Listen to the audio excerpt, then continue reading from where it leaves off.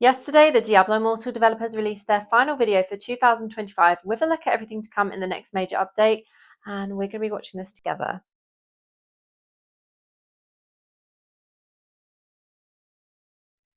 Young Prince Albrect was born into light and love. It was his destiny to help his family shepherd Tristram and its surroundings with humility and integrity. He dreamed of being a great king. Then his father descended into paranoia, his brother rode to unjust war, and his mother was executed by the order of her husband. Albrect was abducted by the Archbishop Lazarus and made host to one of the greatest evils Sanctuary has ever known. The Albrect we see today is an inhuman thing, reborn and warped by the power of creation. But the monster in his place still carries some old yearnings for innocence, for an aspirational life, delivering the common good, and for a family he barely had time to know. The destruction of the paradise Albrect has built for his new family, the Shardborn, has driven him even further from the child he used to be. He's maddened by loss and betrayal, and the energy of creation that suffuses him is growing ever more unstable. Yet before the boil of creation fell, Albrect empowered himself and produced all sorts of new Shardborn. And they have a plan for the Sharval Wilds. In Diablo Immortal's patch 4.2, the first and last king, the battle for the hearts and minds of the Sharval Wilds draws to a dramatic conclusion with our final quest of the year, new monsters, and 2 new subzones. The first subzone you'll reach in the questline is called the Barrow Tombs of Oghild. Oghild was Enstig's greatest king, the warlord who brought the nobility to heel, reinforced the city walls, made a haven for the common folk, and changed Sharval's fate forever. His body and those of his mightiest warriors, ancient revenants empowered by nature itself, rest here.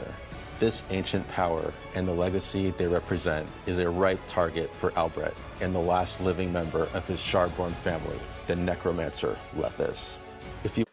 Can we just take a moment for the artwork we've seen so far? It looks amazing. Not just the in-game actual playable artwork, but the beginning of the video when Ryan was narrating was amazing. Yeah, I'm really big on the artwork and things, and this just looks incredible. If you want to learn more about Oghild's conquest and the unearthly pacts that brought him to power, you can read the prelude comic, Greatest of Kings, available for free just before the patch. Now that Albrecht's dream of building a kingdom for the Shardborn has been shattered, he's opted to seize one that already exists. In the patch's second subzone, the Enstig Bailey, you'll find yourself in a city besieged and fight your way past hordes of undead and Shardborn, from the walls of the capital to the castle steps. How far will Albrect go to secure a homeland for his people? And after so much squabbling, loss, and death, how will the people of Sharval respond? How will you? With these two Just quickly again, I love that with Sharval Wilds, we've gone from this almost like fairy-like angelic look to this more demonic vibe that we come to love in Diablo Immortal.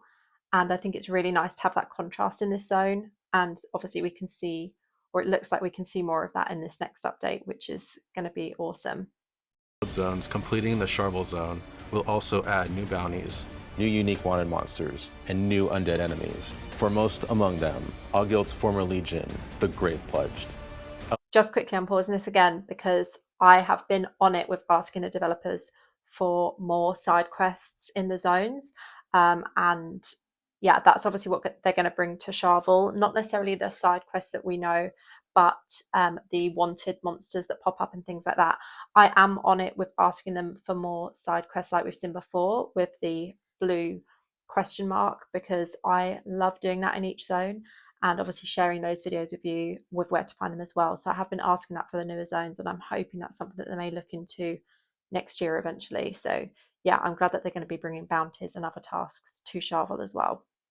Albrect has also brought mighty new Hellquarry bosses to aid in his conquest of Enstig. 3 mighty Sharborn siege monsters, the Flesh-Warped, will carry his troops into battle, shatter enemy fortifications, and crush any and all resistance. These are some of our craziest and grossest boss fights to date. Corrupted heroes. Fallen adventurers twisted by demonic forces will begin appearing across Sanctuary.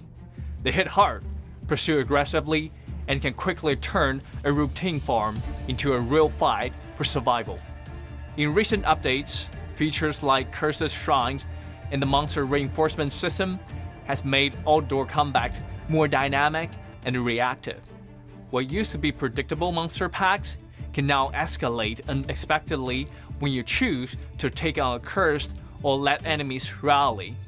Corrupted heroes continue that direction. Dangerous optional encounters that reward skill, awareness, and smart decision making. You can challenge the corruption for greater rewards or walk away before it overwhelms you. Sanctuary is getting more alive, more unpredictable, and more exciting.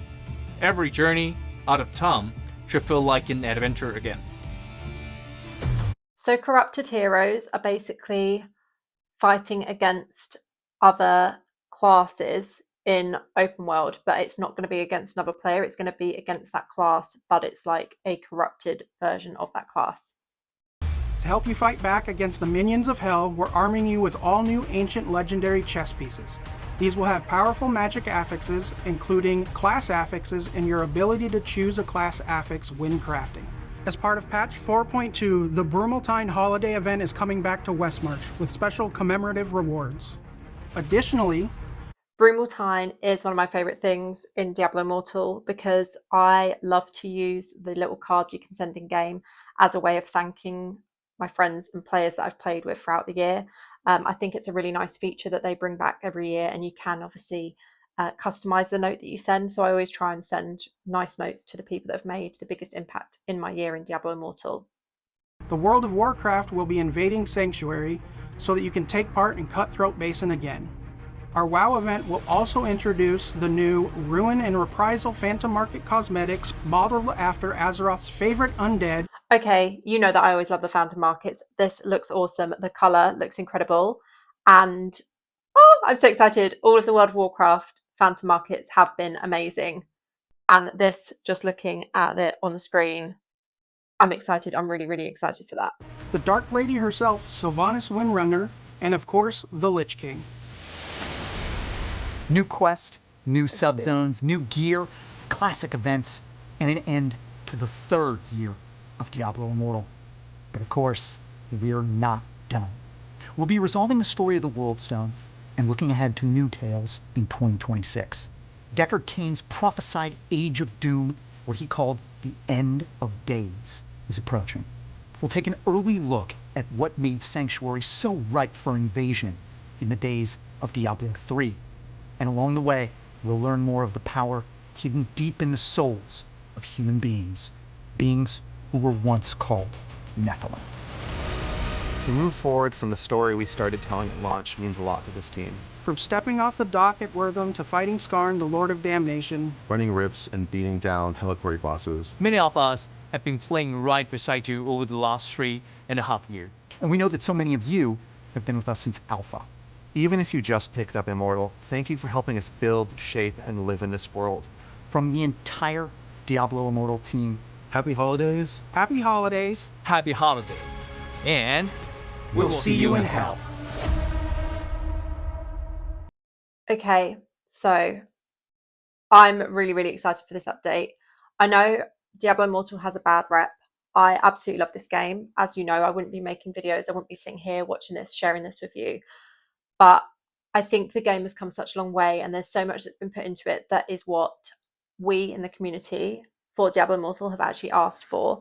And I'm really, really excited for this update. I think it looks really promising, and also it looks like we have some interesting stuff coming for next year as well. So let me know your thoughts in the comments. I'll have I obviously have the video up for patch notes with a little bit more information than what we've seen in this.